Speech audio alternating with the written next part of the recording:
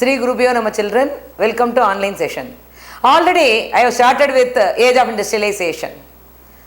Already I gave instruction that you should be ready with your textbook. Please be ready with your textbook. So that it will be easy for you. I will be explaining each and every page. And I will be reading out the pages also, and we are going to see the new words in each page. So I want everybody to be ready with your textbook. Already I have started with the age of industrialization. In the first two pages I have told about the pictures. We have seen the dawn of the century, E.T. Paul's music book we have seen in the first picture, and I have described about industrialization.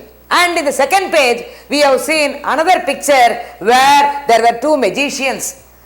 Those two magicians were compared. One is Aladdin, the other one is the modern mechanic. How these two were related, all these things already we have completed. And now we are going to see this page completely talks about proto-industrialization. Already they have given the meaning for proto, the early form of something, or the first, indicating the first or early form of something, we can call it as proto-industrialization. So proto-industrialization is nothing but the early form of something, or the first, indicating the first or early form of anything is called proto. Here we are going to talk about proto-industrialization. That is, even before the industries have been emerged, the merchants and traders, they started to produce goods for international market. So even before the industries have emerged, the merchants and traders, they started to produce goods for international market, not on factories. But they started to produce outside in domestic units. So this early form we can call it as proto-industrialization. So indicating the first or early form of something is called as proto-industrialization. So we will be getting a question like this: what is proto-industrialization? Even before the industry started to emerge in England and Europe, people, merchants, they started to produce goods for international market, not based in factories. They started to produce outside in small domestic units. We can call this early phase of industrialization as proto-industrialization. Now, in the next paragraph, we are going to see how merchants and traders, how they operated their business. How did they operate their trade activities? So here, when you take this paragraph, merchants and traders, that is merchants and traders, when they move to the towns and cities, usually they started to operate their business in towns and cities. As the trade has been expanded and acquisition of colonies have also been done. So these traders and merchants, they wanted, as the demand for products has become greater, so they wanted to produce the goods for international market. But they have faced a problem, these merchants and traders, they faced a problem in towns and cities. We are going to see what was the problem faced by these merchants and traders. So in towns and cities, there were urban crafts and trade guilds. Already I told you, we have seen this page already. Urban crafts and trade guilds. So urban crafts, people, there are so many different types of artisans who were working there in the towns and cities. Moreover, these trade guilds were association of producers. There were association of producers, we can call them as trade guilds. These people, they will be controlling the production. They will regulate the price and competition. And they will have these guild, trade guilds, they will have monopoly right to trade in certain products. All these were done by trade guilds. So new entries were not allowed inside towns and cities. As urban crafts and trade guilds were there, they didn't allow new business people inside towns and cities. So the traders and merchants, they were unable to operate their activities, trading activities in towns and cities. So these merchants and traders, they moved towards the countryside. And we are going to see what was the problem faced by the people in countryside. So in countryside, cottagers were there and small peasants were there. These people, they were not able to increase their income because of the enclosure movement. There in the countryside, the enclosure movement has become very vigorous. Common fields and open fields have been completely enclosed. Common lands and open fields have been completely enclosed. So these peasants, they were unable to continue they were unable to earn their living, as these people are continuously they are depending on the common lands for everything. They have to depend on common lands for their survival. They have to collect wood for fuel. They can go for hunting. They can go for fishing. All these activity has been completely stopped when the open fields and common lands have been enclosed. So peasants, their income was shrinking. They were not able to expand the shrinking income. They need money. So when merchants and traders offered advances, so these merchants and traders, they moved towards the countryside and they offered advances to the weavers. So readily these people, they accepted. So these advances, what they got from merchants and traders, it has expanded the shrinking income. So previously their income was shrinking because open fields and common lands were enclosed. They don't have anything for their survival. So when merchants offered them advance, readily they agreed for that. And this here, this money, this advance, what they got from merchants and traders, it has expanded the shrinking income. Moreover, they got a twin benefit. The peasants, that is weavers, those who were there in the countryside, they had twin benefits. There are two different types of profit. The first one is, as they already we have seen, most of these peasants, they had small plots of land. So they can able to cultivate their small farms so that they got some earning. At the same time, as they accepted the advances from merchants and traders, they started to do the weaving activity also. So they got twin benefit. The first one is, as they got small plots of land, they can cultivate their land and they can get some profit. At the same time, these people, they accepted advances from traders and merchants, so they can involve themselves in the weaving activity. Moreover, each of the family member, they were involved in different activities of the production process. So every family household has got job, has got different activities in the production process. This is how the products have been produced, the goods have been produced for international market. So we have seen about proto-industrialization. I have talked about the peasant traders and merchants, why they moved towards the countryside, what was the problem faced by them, and at the same time I have talked about the villages, the people in the cottages in the countryside, small peasants in the countryside, what was the problem faced by them and why did they accept advance. All these things we have seen. Next we are going to move to the next page.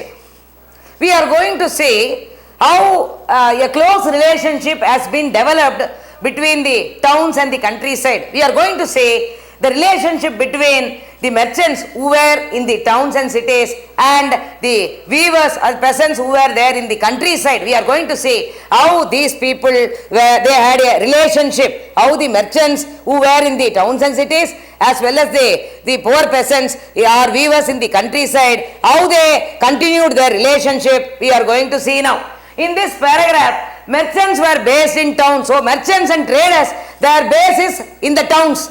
So their business, their base is in the towns. Their starting point is in the towns. But the work was done mostly in the countryside. But even though they had a base in the town, these traders and merchants, they had their business only in the countryside. Already we have seen. Because in towns and cities, urban crafts and trade guilds were powerful.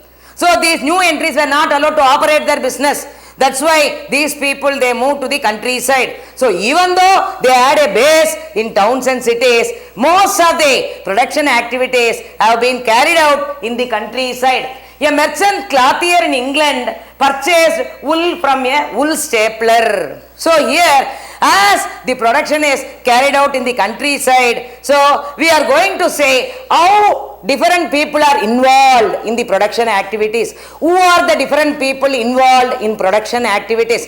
For example, a merchant clothier in England, in order to set up a business, first he has to go to a wool stapler. So here they have given the meaning for stapler. A stapler is a person who sorts the wool according to the fiber. A stapler is a person who sorts out, who divides the wool according to the fiber. So a merchant clothier in England, first he has to go to the stapler to get the wool. So a stapler is a person who staples or sorts the wool according to the fiber. Then he has to go to the spinner. So from the stapler, after getting the fibers from the stapler, he has to go to the spinner. So a spinner, what he does, he has to spin a thread. He has to take a yarn from that. So from the stapler, he has to go to the spinner. And the yarn that was spun was taken into subsequent stages. So first he has to go to a stapler, he has to collect who sorts out the wool according to the fibers. Then he has to go to a spinner. A spinner, he will spin a thread from that, and it has to go to subsequent stages, and finally it will go to the next step, it will go to the weavers. Once when the thread is spun, or fiber or yarn is taken, it will move to the weaver. So a weaver, he will be weaving the cloth, and then it will go to the fuller. A fuller is a person who fulls or pleats the cloth, who gathers the cloth by pleating. A fuller is one who gathers the cloth by pleating. So pleating is nothing but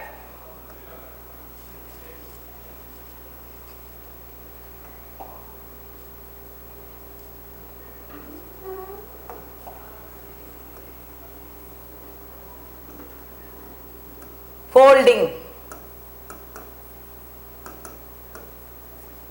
So here a merchant clothier in England, first he has to get a wool from the stapler. A stapler is a person who sorts the wool according to the fiber. From there he has to go to a spinner. A spinner, he will spin a thread from that, and then it will go to a weaver. The weaver, he will be weaving the cloth. The next stage, it will go to a fuller. A fuller is a person who fulls, or he will gathers the cloth by pleating. So fuller is one who gathers cloth by pleating. Pleating is nothing but folding. The next step, he has to go to the dyers. So dyer is a person who apply colored materials to the fabric. Like this, so many production activities have been carried over in different stages. So a merchant clothier, first he has to go to a stapler. He has to who is sorting the fiber, wool according to the fiber.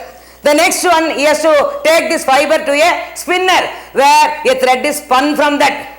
After that, he has to go to a weaver who weaves the cloth. Then to a fuller. A fuller is a person who fulls, or he gathers the cloth by pleating. Pleating means by joining. The next one, we are by folding. The next one, he will be going to a dyer. A dyer is a person who applies the colored material on the fabric.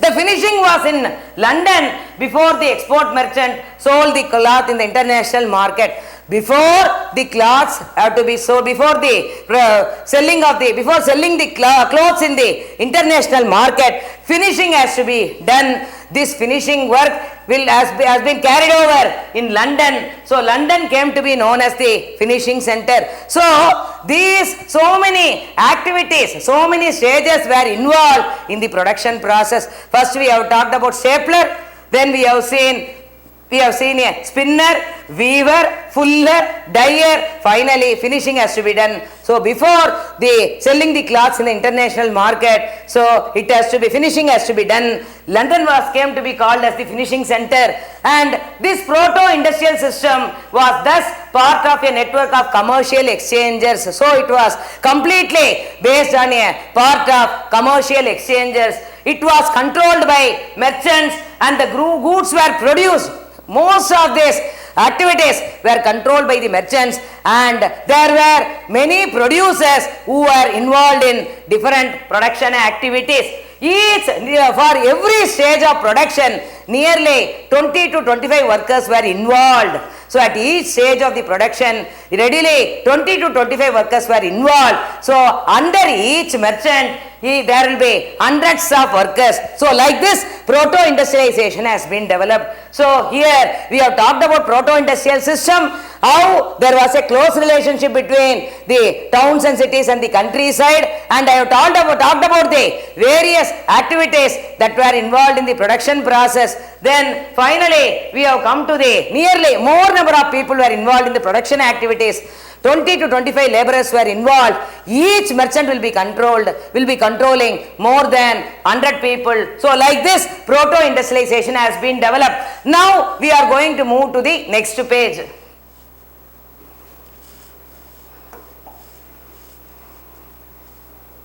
We are going to talk about the next paragraph, that is coming above the factories. We are going to see how the factories have been emerged.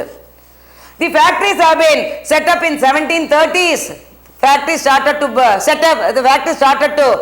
emerge in the year 1730s. But only in the late 18th century, the factories have been multiplied. Even though factories have been started to set up in 1730s, but only in the late 18th century, number of factories have been multiplied. So the symbol of the new era was cotton. So the first symbol of the new era was cotton textile industry. Cotton, the first symbol for the new era was cotton. Its production boomed in the late 19th century. So the production of cotton textiles has been boomed, has become very popular, has become greater in the late 19th century. In 1760, Britain was importing. When you talk about the year 1760, Britain was importing 2.5 million pounds of raw cotton to feed its textile industry. So in 1730s, factories started to emerge. Only in the late 18th century, factories have been multiplied. So when you talk about the symbol of the era, it was cotton. So production has been, that is, the Great Britain has started to import 2.5 million pound of raw cotton to feed its textile industry. Slowly by 1787, it has been soared. Soared here is nothing but increased rapidly.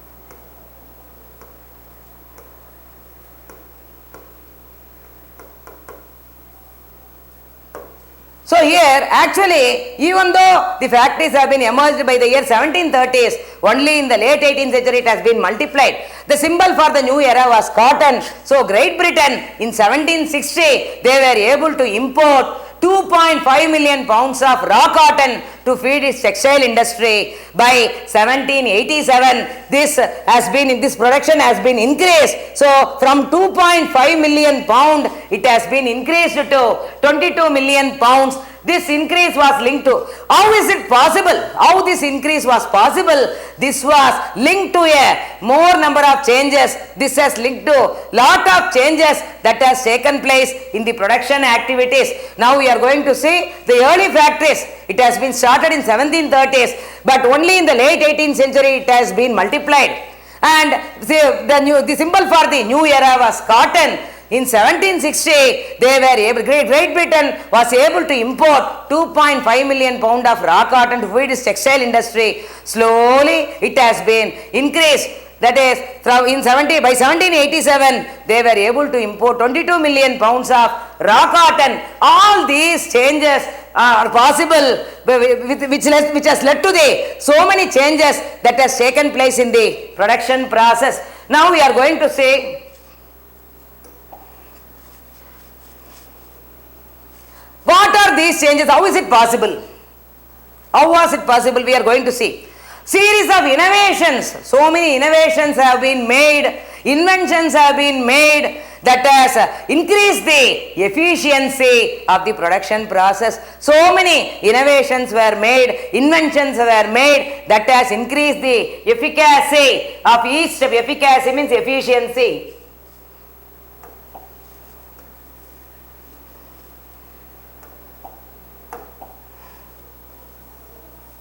Efficiency.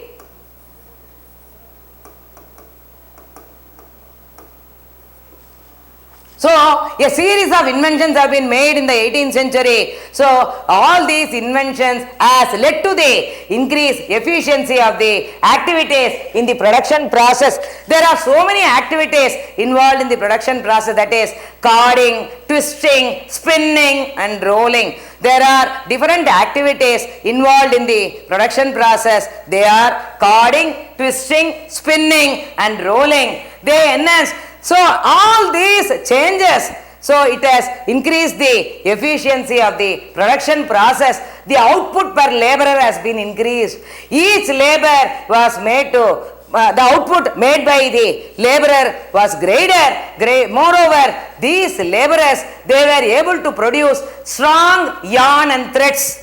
That is the efficiency of the production process. So, inventions have led to the efficiency of various activities in the production process, that is carding, twisting, spinning and rolling. As a result, the output per labor has been increased, and these laborers, they were able to produce strong threads and yarn from the efficiency of this process. And all these were made in the countryside, that is in domestic units by the people. And when these innovations have been made, people were ready to spend for the machines. So they started to buy the machines and they start to involve these machines, install these machines in the mill. As a result, the production process came under single roof and management. Previously it was not like that, already we have seen. Previously the production was very difficult. So they have to move to different places for each activity that is involved in the production process. But now it has been completely changed as innovations have been, many innovations have come and people are ready to get the machines and install the machines in the mill. So it was easy for them to control. So everything, every stage of the production activity was under one single control and management.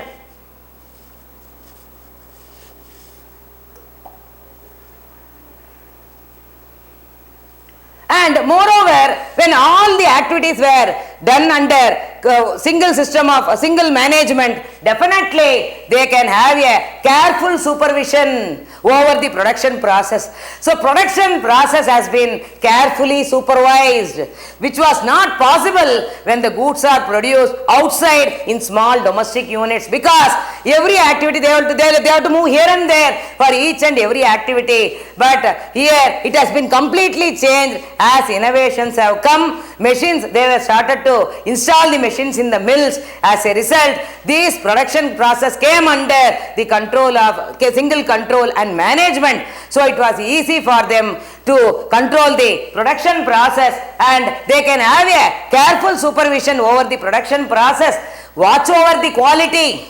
They can check the quality of the cloth produced in the mills and the regulation of labor. Even the labors can also be there, wages can be regulated, all of which had been difficult. All these were difficult when the production has been carried out in countryside, particularly in small domestic units. So in the previous paragraph, I told about the innovations. The innovations that has been involved in various steps in the production process, like carding, twisting, spinning and rolling. As a result, the output per worker has been increased. Every laborer was able to produce strong threads and yarns, and mostly these were produced by workers in the domestic units. When innovations have come, people were ready to buy machines and they started to install the machines in the mill. So everything came under one single control and management. They can able to supervise the quality of the production process. They can supervise the production process check over the quality and regulation of labor, which was not possible when production is carried out in countryside in small domestic units. The next paragraph. In the early 19th century, factories increasingly became an intimate part of the English landscape. Slowly, many factories started to dot the landscape of England. So visible were the imposing new mills. So different types of machines were installed in the new mills. So magical seemed to be the power of new technology. All these has led to the introduction of new technology. So previously only few factories have emerged, but in the early 19th century many factories started to dot the landscape of England. All this talks about the introduction of technology that contemporaries were dazzled. They concentrated their attention on the mills. So people, merchants, industrialists, they started to concentrate on the mills, completely forgetting the bylanes, that is usually in the countryside in small domestic units, that is the production will be carried on in between the streets. We can call it as bylanes and the workshops. Even in the bylanes and workshops where production is still continued.